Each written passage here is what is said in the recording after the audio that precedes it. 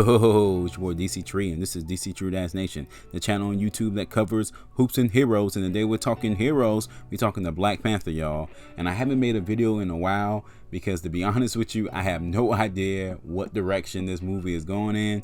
But it has resurfaced the fact that, you know, the MCU, the VP of MCU, Marvel Studios, they are doubling down on them not recasting T'Challa at all. And I have to tell you, with that news, I'm at a loss for words. You know, it's the thing. It's you know, I don't.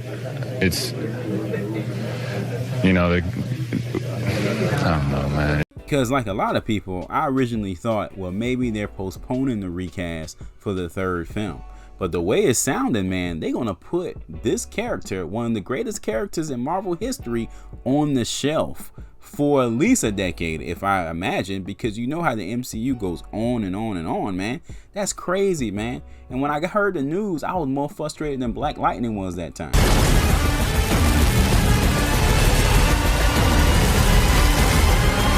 This news has me more hot than Luke Cage was that time, y'all.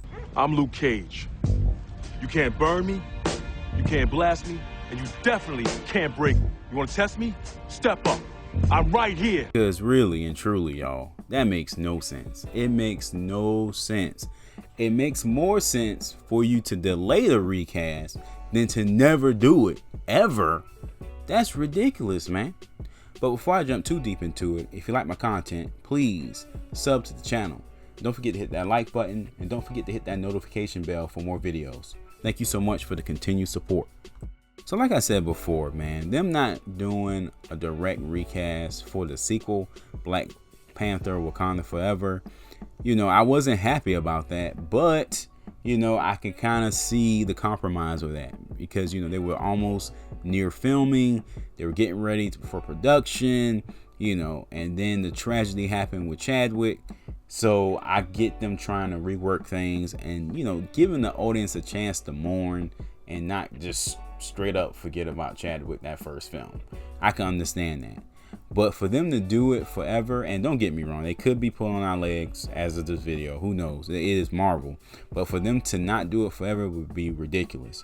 Because, you know, they keep hiding behind this umbrella that, hey, we're trying to respect Chadwick Boseman. We're trying to respect his legacy. We're trying to do this for him and da-da-da-da-da. And I'm thinking, like, if you knew anything about the selflessness of Chadwick Boseman, you would know that he would not want a whole character that he knew meant so much to so many people, so many little boys of color, so many people of color this character meant so much to. He would not want that character to die with him. Come on, y'all. Come on. Let's be real now. You think this man is selfish enough to want the whole character to die with him? That's ridiculous, man. That is absolutely ridiculous. And if you watched even 2-3 interviews of Chadwick Boseman, you know what I'm saying makes sense, and it's true. And then there's another side of this that's frustrating. The fact that most of the world, it seems, you know, are casual fans of the Black Panther franchise. And that's just part of it. You know, it makes the world go round, I guess. But they honestly don't know how badass T'Challa is. This Joker is Bruce Wayne times 10. Okay, all the elements you love about Bruce Wayne is T'Challa times 10. Once you add in the suit, once you add in the money, once you add in the throne, once you add in the Dora Milaje, once you add in the vibranium, once you add in the tech, man, it's like he's on a whole nother level. This is one of the most feared men on the planet. One of the top 10 intellects in the Marvel universe. This guy has contingency plans for his contingency plans, okay? This Joker is feared by villains and heroes alike. And I'm not going to sit here and pretend like I knew everything about the Black Panther before the film came out. I didn't really know much about him, but I saw the film and that immediately sparked me to read just about any and every Black Panther story and comic I could find. I done read the Wakandan anthology. I done read the Who is the Black Panther novel.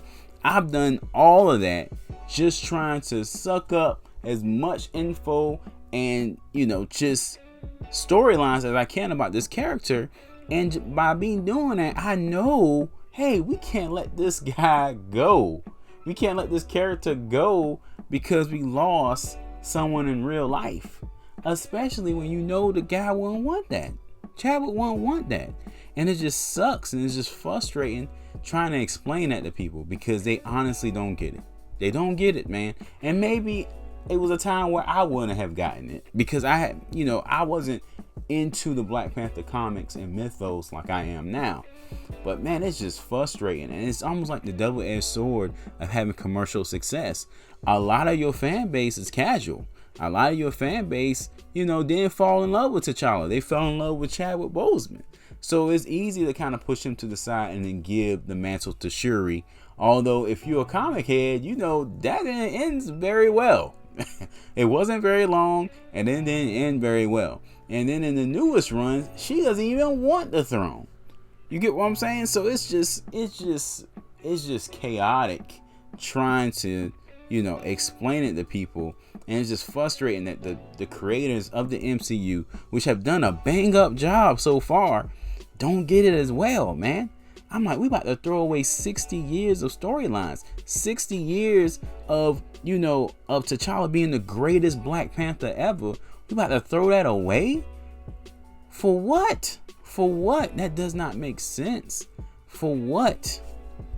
And oh my goodness, don't even get me started on the Storm T'Challa relationship. So many layers, such a great story, so many just great movie moments waiting to be unlocked that will be locked away forever if you kill off T'Challa, man. I'm telling you, the storylines, even in the recent Wakanda anthology with the several short stories in there, and I'll link that video in the description as well. Incredible writing because you had great characters. The MCU is going to be deprived of this, excuse me. Come on, y'all, man. Come on. Make it make sense, Lord. Make it make sense. Come on, and then if you really think about this upcoming Wakanda Forever movie, we are kind of limited with the male protagonists in this movie.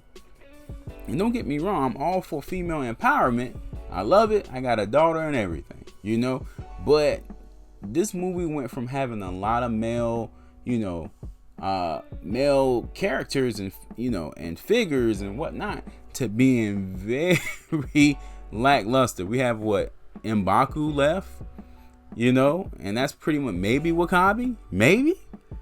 And what type of role are they going to play? Are they going to be able to fill that void left by both Chad and Michael B. Jordan? That's a big, empty hole to fill, especially for somebody like Letitia Wright. Is she up to it?